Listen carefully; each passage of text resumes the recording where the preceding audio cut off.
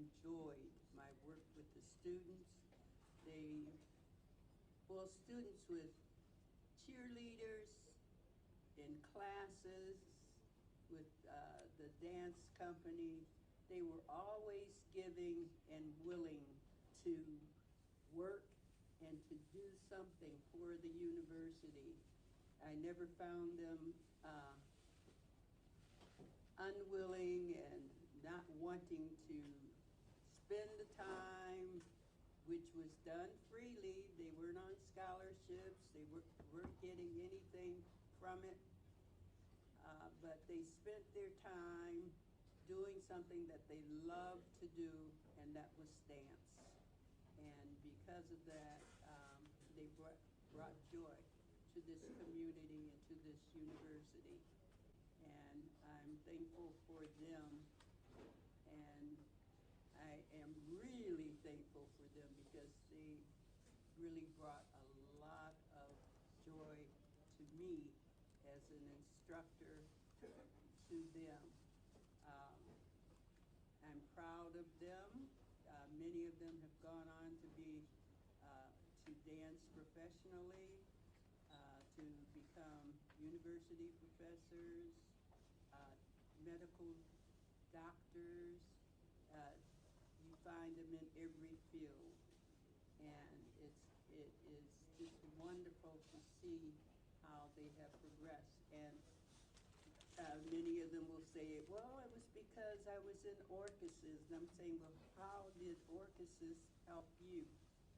And it's just, I think, the discipline that it takes to be in a group, the discipline that it takes to be in a band, the discipline that it takes to be in a football team. All of that really helps the young people to grow in many ways other than just the skills of that particular sport or dance. It helps them to grow into young men and young women who are really able to take on the world and do the things that they want to do. So I'm happy to have been here at FAMU. I enjoyed it very much. I enjoyed my 42 years of work here, not meaning to be here this long, but I really did. Thank you. Thank you, Dr. Barber, and we wanted to give you these plants for you to take home, these orchids. Once again, thank you for Dr. Barber. And hold on a second, and the next voice you'll hear, I'll introduce, we get the camera back because I put it on Dr. Barber. Get the camera adjusted, and then we'll introduce Coach Cozy.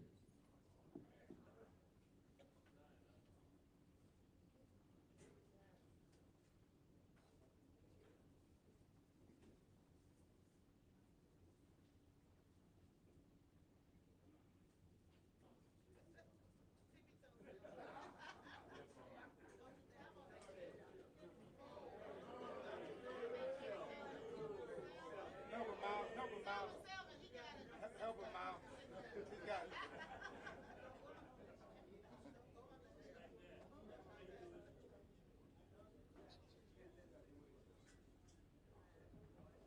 All right, Sylvan, I just did not want you to do that on national broadcast.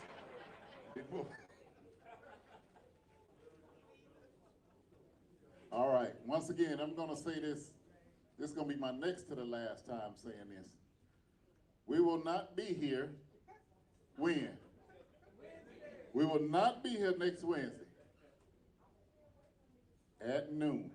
Next Wednesday, we're doing 220 Quarterback Club After Dark. It is at 6 p.m. at Joe Ellen's. Everybody got that? I'm going to set up a camera here for next week at noon to see who comes. And we're going to play it back that night at Joe Ellen's.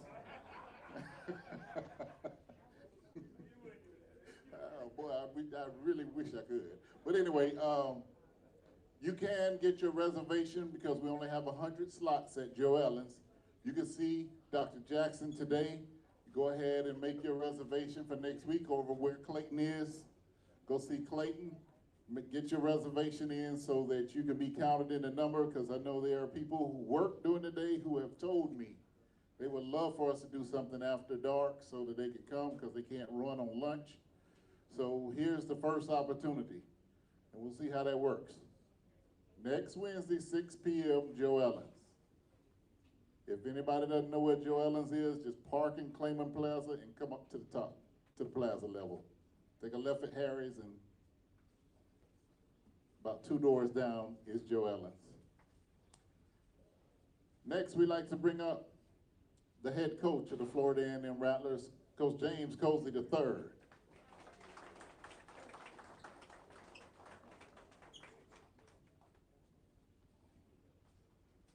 Afternoon, everyone.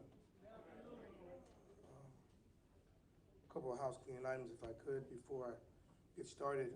First thing, just continued prayers for Trooper Gaines and his family. I don't know how many people were able to attend his funeral last Monday. Pretty intense Monday for him and his family. So just please continued prayers for him and his family, excuse me. Dr. Barber, I'd like to say congratulations and thank you. You have no idea the imprint you have put in college football. Not just in FAMU, but in college football. But I would also like to say thank you because now we know all the penalties and the fines that we have received throughout the year. We can give them to you before you leave this afternoon. Okay? But again, Dr. Barber, thank you and congratulations. Coach, pause for 1 second. Yes. Tell them pause, we're going to try to adjust the volume online. Okay. Vaughn is going to try to adjust the volume online.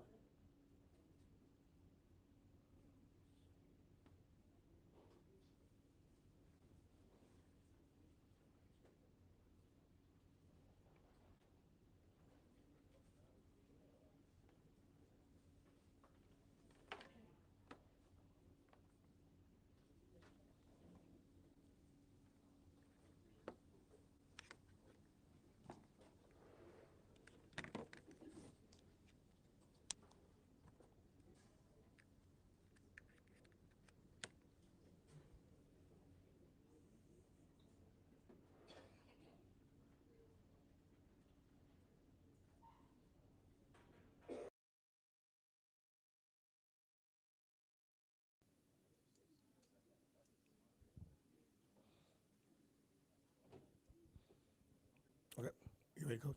All right. Next house cleaning item. Just Coach Vaughn has done a great job of providing myself and amongst other people who we'll be honoring this weekend. We'll be honoring Coach Ken Riley's era and his players. Now, Vaughn, once I said I was going to read that part, Rhea would like for me to say a text, if that's okay. She sent me a text message that she would like for me to say to all of the members in the Ken Riley area, in the era. Mr. Vaughn, you are included in this text, but what she would like for me to do is to make sure that all the names go to you, okay? All the names that will be submitted to you will be added to the list so they can have an accurate number of wristbands. So we will only have the amount of wristbands for those that submit their names. Okay, I'll say that one more time. All names should go to Mr. Vaughn so they could be added to the list so that she can have an accurate number of wristbands. She will only have the amount of wristbands for the names that are submitted. And we have about 30 names already. Okay. It's going to be a good crowd. Okay, perfect. She said she's going to go to you, and she will feed on you as far as that goes. Logistically, last week, not ideal for our football team. Obviously, last week, Wednesday, making the change of not going to Atlanta and then having to adjust our schedule, not just football-wise, but recruiting-wise. Our monthly calendar had to be adjusted. So I appreciate you guys bearing with me for not being here last Wednesday. We were just making we had to change our schedule recruiting-wise. So again, thank you for bearing with me last week, obviously here this week. As we get ready to play North Carolina Central, before I get to North Carolina Central, got 3 things to say. Not good enough on our last game we played against Alabama State. Not good enough, below the standard, unacceptable. Getting ready for North Carolina Central at 3 o'clock this upcoming Saturday. The color is pink, as we have here, but we've had 2 weeks to get ready for this team. Did some soul searching, had a practice this past Saturday, and obviously going through our daily week. So that's what I have to say about how we're moving forward. I know I do have some questions, but just you guys will have some questions and eager to answer. But I didn't really give a long, drawn-out speech, just because, except that we need to be better, and we understand that, and we will be better this upcoming Saturday. Boss man. He got you. He's bringing it.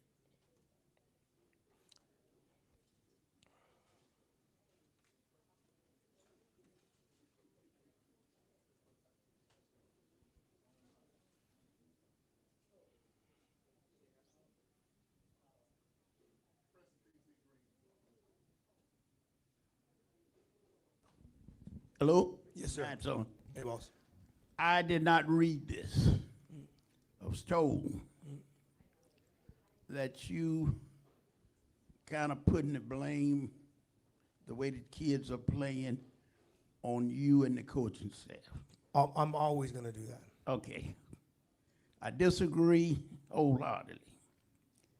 You can only put the best on the field at all times. Yes, sir. Talent,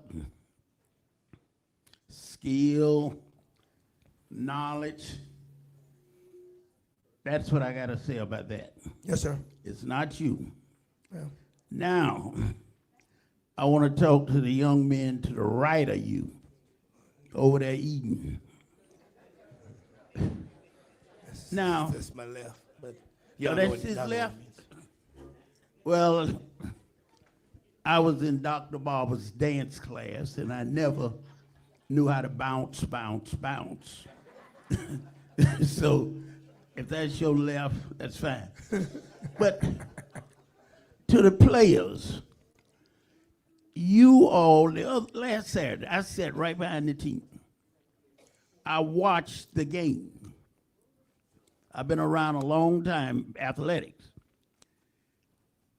It was not the first time, not a time, that you all gotten emotional enough to call a huddle and say, damn it, we ain't gonna lose this ball game.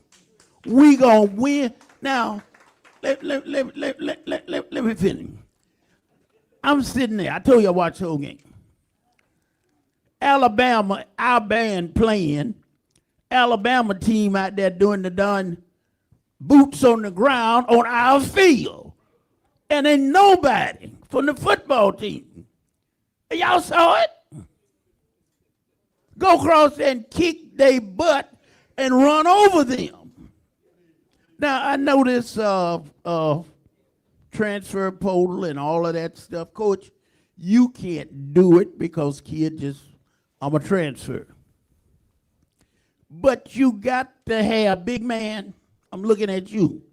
I'm looking at the one next. Somebody on the team got to be the book, the stud, the boss, and you got to call team meetings.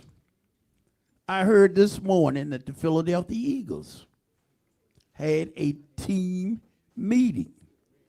And when you stand up in that team meeting, when you stand up and talk, when I was up here playing baseball on the baseball team, Sugar Bowl, you probably know him, Coach. I do. Sugar Bowl was the book, and everything else. Sugar Bowl would tell Coach Kills. We were up there playing the same team that y'all played Saturday, up there in Alabama.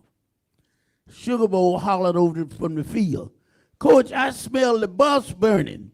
You need to go up there and check on the bus." They were leading us 5-3 in the 7th inning.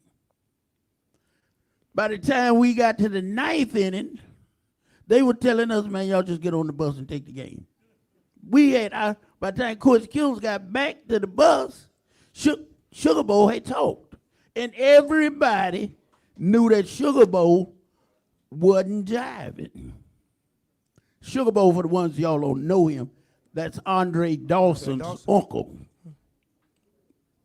And Sugar Bowl didn't play. His name was Ted Taylor. Bo, and for some of the negative side of Bo, he was one of the teachers out in Miami who had kids selling illegal stuff.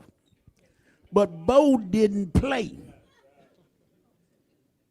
And that's what I'm telling you guys. Somebody got to get and be able to dip it from right in your heart, baby. Dip it from right and say, "We ain't losing this dang on." That boy, yeah, I'm talking right now. Forget about that watch you ain't got on. The quarterback down at the University of Florida. What was that boy name? Left. Lagway. No, the one that won the Heisman. Tebow. When Tebow lost, they lost to Tennessee, I think it was. Tebow called a team meeting. And he said, "We ain't losing no more football games." Florida won the national championship that year and the next year, and he won the Heisman. It's up to you all to win. It's up to you all to pull it out of yourselves and play the ball that the coaches has told you how to play, cover the man, tackle, and all of that stuff. Instead of that done standing up there looking at it, that don't get it. Thank you. Appreciate it. Thanks, boss.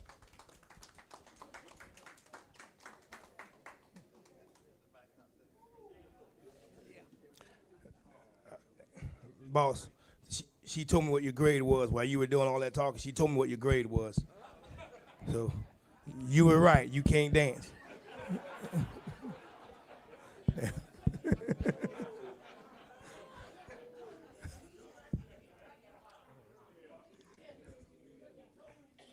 Court, hey, come on, man, be quiet.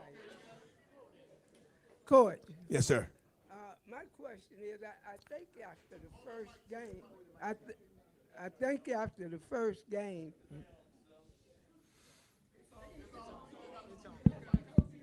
okay, after the first game, someone raised the question about what was the thought process about changing quarterback, Yes, sir. which we didn't do. The second game, we almost had the exact situation we did change, and I'm not a coach, not trying to be, but you could definitely see that he moved the team. Of course, he went back out of there. The last game looked like we had the exact same situation, no change. What was the thought process about leaving them in and not making a change? I'm not talking about a permanent change, but just to see if we could move the team. Well, communicating with the offensive coaches, we communicate all the time, whether it's at halftime or in between series. And at that time, we felt we didn't need to make a change. Obviously when you go through the film and you're clearer heads and you get a chance to truly look at it, right? And then could have maybe made one.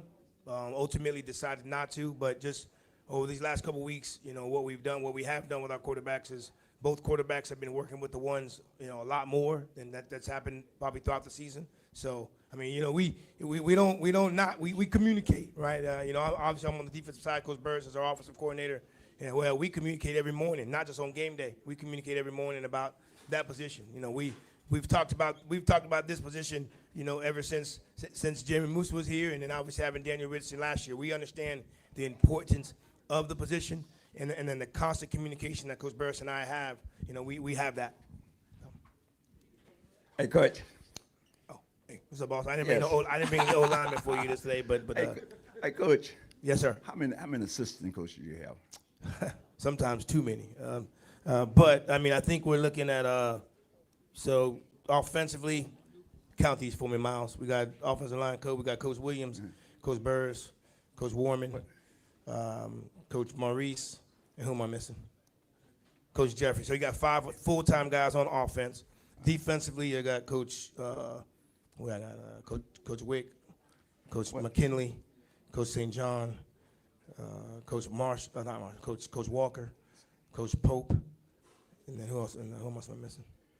That's good, Coach. That's That's 5. good. Yeah, we got 5 full-time, 5 on offense, 5 on defense. what I and then was I have a saying- special teams guy. What I was saying, Coach, Yes, sir. you have 12 down on the field, but you have about 15, 16,000 in the stand. Well, and sometimes they're right though. Right, but to me, if you get the guy like Boss Man was saying, with the drive and skill, somebody, if you have a captain on defense, a captain on offense, somebody got to take over, like he said, because a bad play, I don't see no emotion, just walk out on the field. When they come off the field, they walking off. I like to see some get up and go. Yep.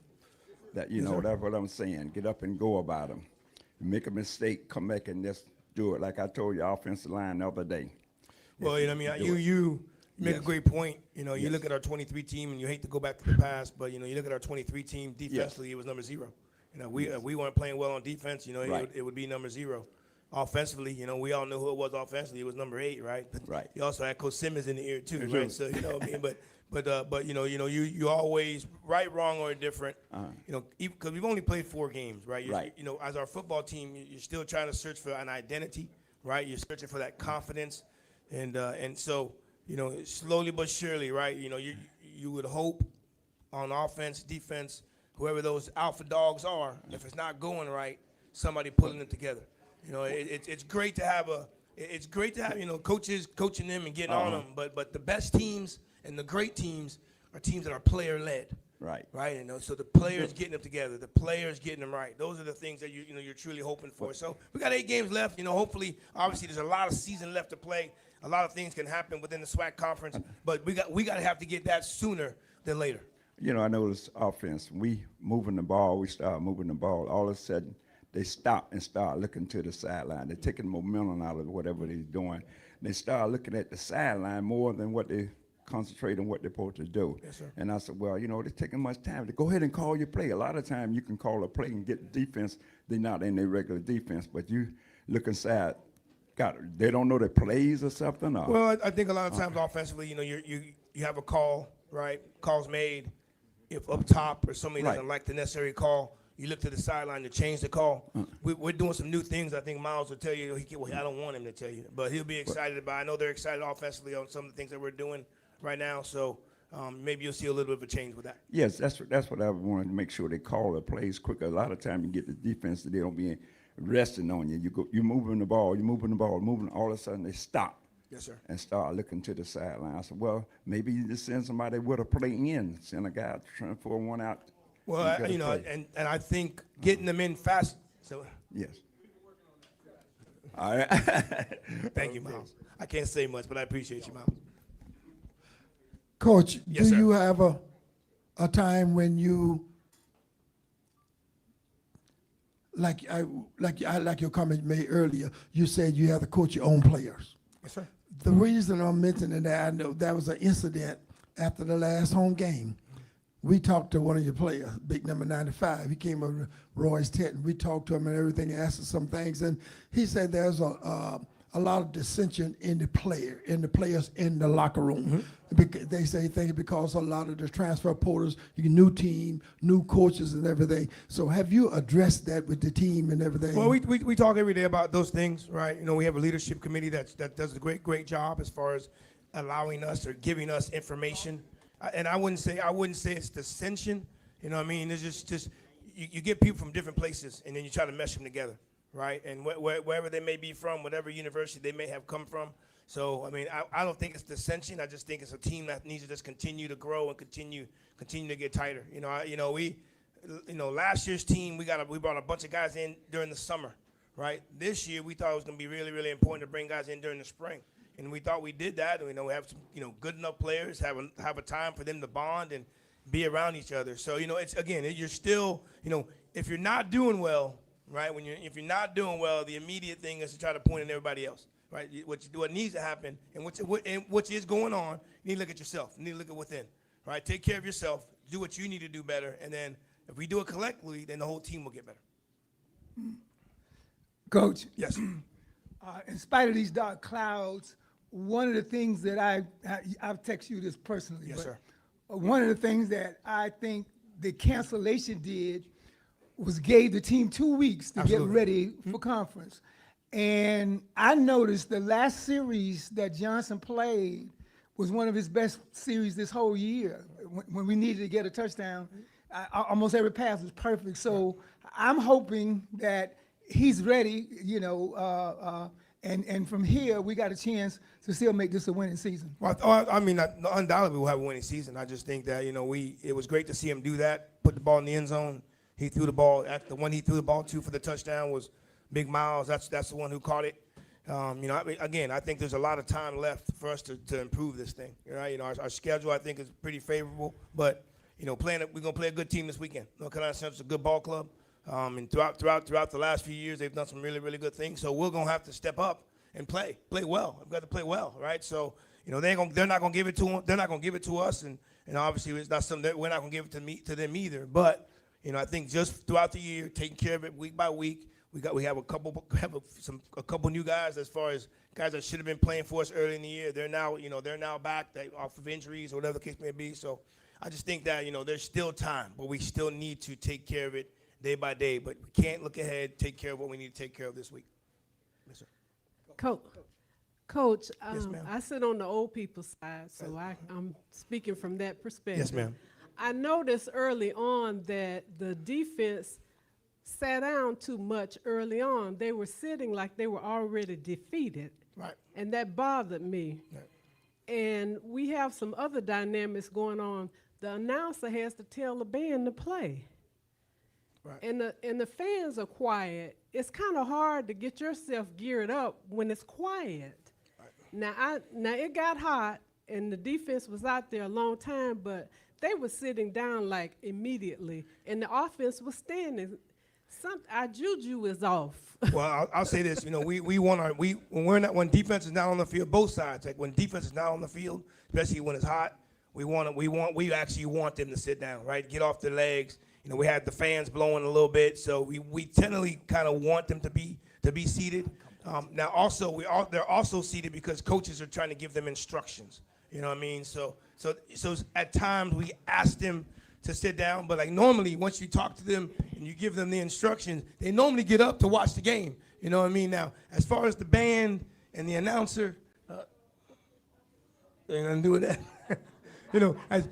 So there are specific rules within the SWAC when the band can play, right? There's specific rules. So there are times when they'll ask the announcer not to have the band play because when you're the road team, North Carolina Central's our road team this week. Our band cannot play when their offense is on the field because it apparently affects hearing. So sometimes the band, the announcer will tell them, you have to stop playing. So that's, the band plays I feel like the band's playing all the time. You know what I mean? But I agree with you. You want the appearance of sitting down may look like they're not into the game or not in tune with the game, but because of the heat, because of the instruction, it's easier to instruct these guys when they're sitting down and talking to them as opposed to trying to look through them while they look around us to watch the game. So, but great points. What do you want, Miles? Now keep in mind, guys, he is a transfer from North Carolina Central, so we went and got a good one. I would just say it is deflating when your offense doesn't score. I would say it is deflating when the offense doesn't score. So we've been making that change in the past 2 weeks. So it should be more fun at the game. So y'all would have something to enjoy at the games. All right now, yeah, I hope so. You mess around and don't do it, and bring your behind here next week. Don't mess around and don't do it. Good afternoon, Coach. Good afternoon, boss. How are you? I'm not going to be long. There's a few things that more or less what I have observed. Don't do that. We have no rhythm. our identity, whether we're going to be a balanced offense or running or passing. We had not established identity to our offense's rhythm on the, and like Leroy was saying, and I know you know that's the way things go these days. People look to the sideline, let the offensive coordinator call the play or whatever, and that's all cool. But like we need to do most. We got time to throw the ball. I like the offensive line pass blocking, but the run blocking it need more sled work. These guys, they standing up too early to me now. That's my observation. Yes, sir. They standing up too early on the run block and not engaging and sticking with it because our run offense is down. Yes, sir. And I really like when you came in last week before last game, you put Petty in. Mm-hmm. Petty moved the ball, man. Mm-hmm. He sparked the team right away. Mm-hmm. But then you took him out and put RJ back in. I'm not really sure. That's cool. We won the game, but I thought that we ought to give Petty another look. He looked like he got more rhythm, because that's what we about. We about winning football games and not about who you might think need to be. If you're producing, that's when you get on the football field. Yes, sir. But anyway, good luck this weekend, Coach. All notes, all everything you said, noted. Trust me. They got the mic. He got the mic behind you. How you doing, Coach? I'm doing well. How are you? Question. You said you're out on the trail recruiting. Yes, and sir. My question is, how difficult is it to recruit, and what the atmosphere is like out there when kids see that we're not being competitive and not doing very well? So is that playing negatively, or what? I wouldn't say not competitive. I mean, I think for us, it's FAMU is FAMU. I mean, we hit some South Georgia schools, right? Obviously, I went to Moultrie, I went to Valdosta. We had a tough game against Alabama State. I mean, at halftime, and I think I've said this to the media, at halftime it was 14-6. Right? We were playing good football. We went for it 4 times in 4th down, right? And went 0 for 4. When you get an offense, when you give an offense like that many opportunities to score, that they did what they needed to do, right? So, I just think it's never hard to walk into a school, see people from FAMU that work there. And then they give you the royal treatment walking around and introduce you to every single person in the school. So we've never had a bad day recruiting, and last week included. We had a great day, met the coaches, met some players. You'll be surprised with the amount of people. We have to turn people away that want to come here. So it's never bad. Well, ever. that's good. That's what I wanted to hear. Yes, sir. Yes, sir. It's never bad. Trust me. Whatever color I'm wearing, orange, green, sometimes black. Don't get mad at me now. Don't get mad at me. But it's never bad. It's never bad when FAMU walks into the building.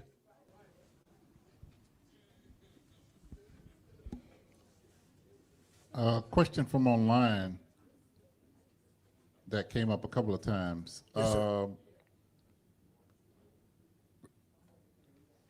It says, so does that clear up the rumor about Petty redshirting? I don't. That's what that was. That's all a rumor. Okay. Yeah. And also, We have not had a discussion about that. Petty and I have not had that discussion. okay, and I think they were talking about when Goldie Lawrence got the penalty. Yeah.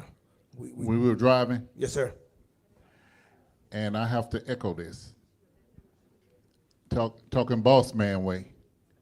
When I was playing and we made a penalty like that, Coach Highsmith would have said some choice words, but it would have ended with "Go take my helmet and shoulder pads off."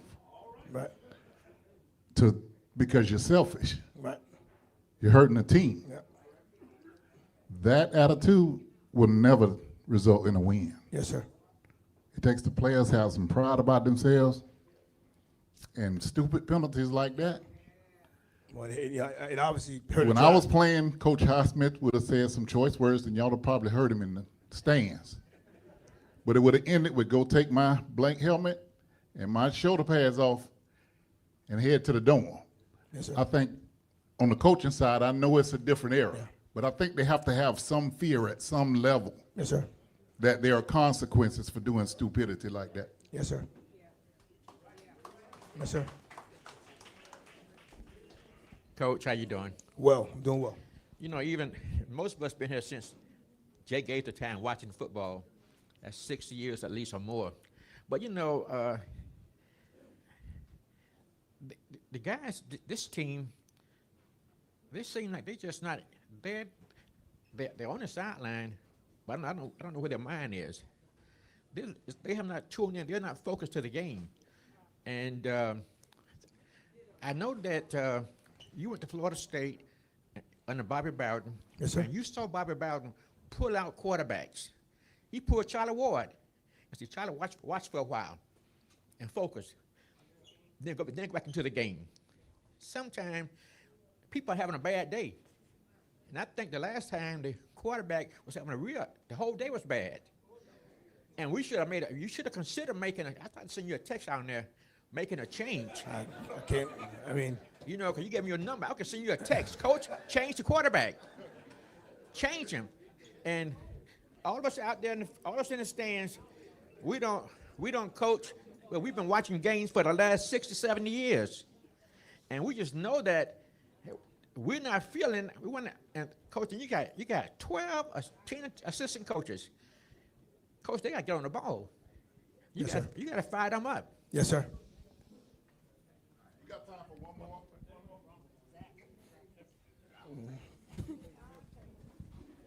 Coach. Yes, sir. I've been looking at our statistics. Mm-hmm. Average per rush, Yep. we're rushing about 3.4 yards. Our opponents are rushing for about 5. Mm-hmm. And I've watched the way we rush. Most of the plays that I have seen, and I watched the game after the game, we start off a lot of our rushing plays running into the teeth of the offense. We're running off guard. We're running off tackle. I saw very few plays in these 4 games that we played where we rush on the outside.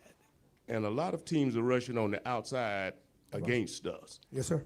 And I believe what you said is true. Yeah, you said you had 2 things that you wanted to do this year.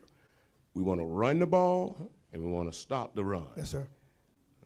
If we're going to run the ball, but if we're running up the middle, and particularly on first down and getting like 2 yards, that means second down. It's tough.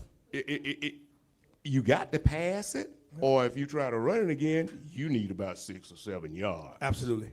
So I just think that a little more diversity in when we run and when we pass, particularly first down. We don't pass too much on first down. And we getting, like I said, maybe 2-3 yards. Maybe we ought to diversify that just a bit. And I'm not a coach, and I might not know what the heck I'm saying. You're making some really, really valid points. But I say let's stop running up the middle often. Yes, sir. Let's see how fast our boys are. You said they're fast? They are. I want to see them go around the side. They are. They are. Coach, I'm going to take the privilege because nobody mentioned this. Well, I got 2 words for you. Yes, sir. Chris Mosley. That's a bad man at running back for NCCU. He can run. That's a bad man. He's run. got 600 yards already. Yes, sir. What's the plan to clamp down on Chris Mosley? You know, we can't let him beat us, right? He's a good player. I mean, these are noted. These are things that we know. He's a very, very good running back, possibly the best running back in HBCU. And they want to run the football. That's what they want to do. So again, for us to have success, to be where we need to be on defense, we gotta have somebody else beat us. Now they do have a very, very good quarterback. I would say a very, very good offensive line, and the receivers I would say are pretty good as well. But I mean, their go-to player, their marquee player is the running back. And the funny part is that he was the backup because their running back that's last year is the starting running back at Virginia. Is he at Virginia, Miles? Is that where he is? So their best running back that they had is starting at Virginia. So Mosley was the backup to him. But Mosley runs hard, was number 1, does a good job for them offensively. But I say we're gonna have our hands full, but he's a good player. We got to stop him. Everybody, thank you. Looking forward to seeing everybody Saturday. You weren't hiding anything mentioning Chris Mosley. Huh? No, we can't hide Chris Mosley. Everybody know Chris Mosley. All right, at this time, we would like to do our trophies Kathy, can you come up? Dr. Jackson, where's Dr. Jackson? All right. Huh? And Coach, y'all three up here.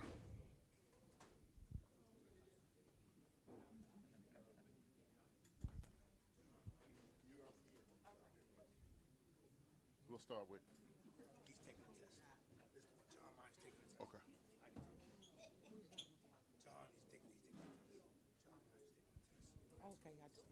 Oh, yeah, okay.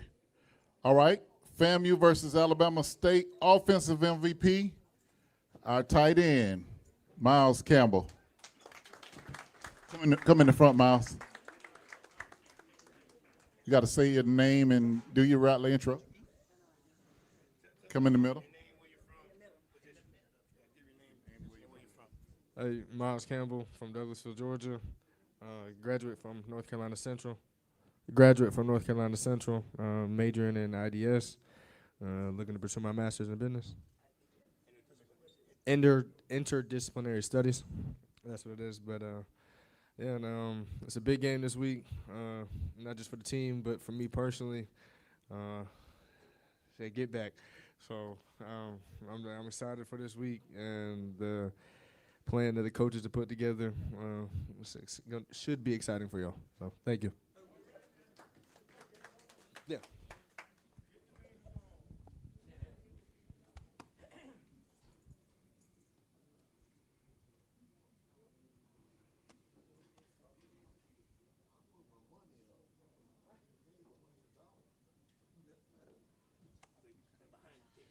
Okay, and Jahan is in class, and so our special teams MVP, Bobby Inksler.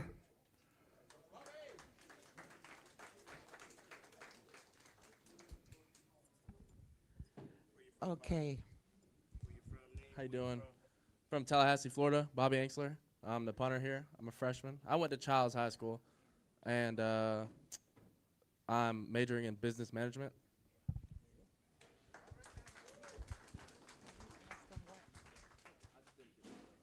Can we ask you what you feel you're going to do next week so that we can make everybody happy? Well, hopefully I don't have to do anything. I'm the punter. So hopefully I could just hold for the kicks after the touchdowns. But if it comes to it where I got to punt, I'm going to do my best to pin them to the sideline, put them as far as I can back. So I'm just going to do my job. Thank you.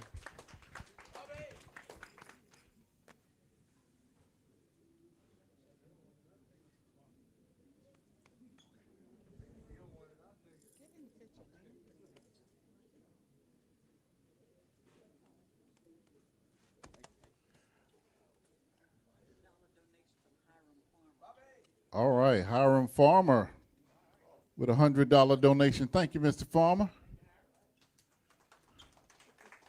Let me start something here. The Capitals stepped up. Who else in here?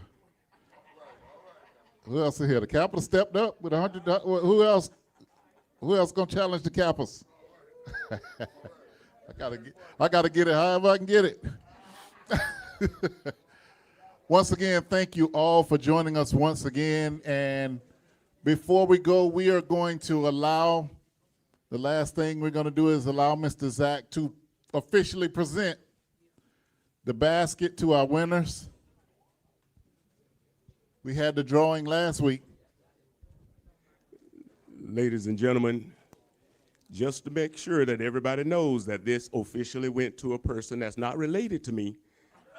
All right. And they are a FAMU alumni and a great FAMU booster member, and they are here today. Well, he's here today from North Carolina, our winner of this $400 plus basket. Mr. Lloyd Cobb, could you please come forward?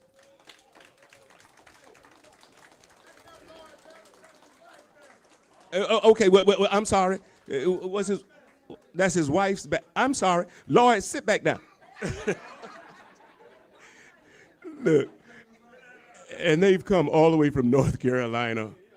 we try to make a little fun, but some of this stuff is serious. Mrs. Cobb, please come over here by your basket.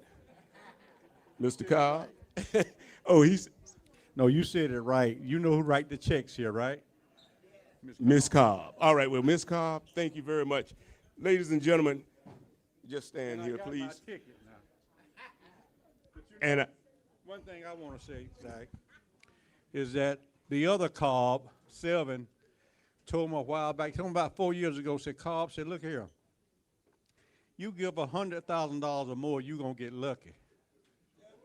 And I guess he was right, but I'm joking, guys. last thing is, I did not calculate correctly last week when I said that our total income on this basket was $720. I was off by $100, $820, and that money will be split between this 220 Eddie Jackson Quarterback Club and the FAMU Boosters, and thank you all for your participation.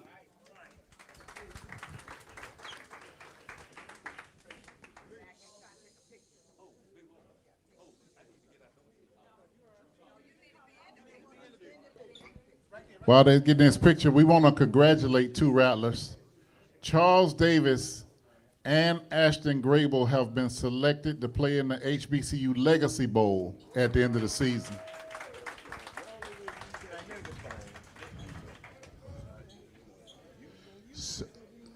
So, once again, thank you. I'll see you next week, but I will not see you here unless I stand out there at noon with my camera to make sure I catch whoever comes here, because somebody's going to come here. If you come, just come on in with Pastor Bernie and have a service. Bring your Bible with you.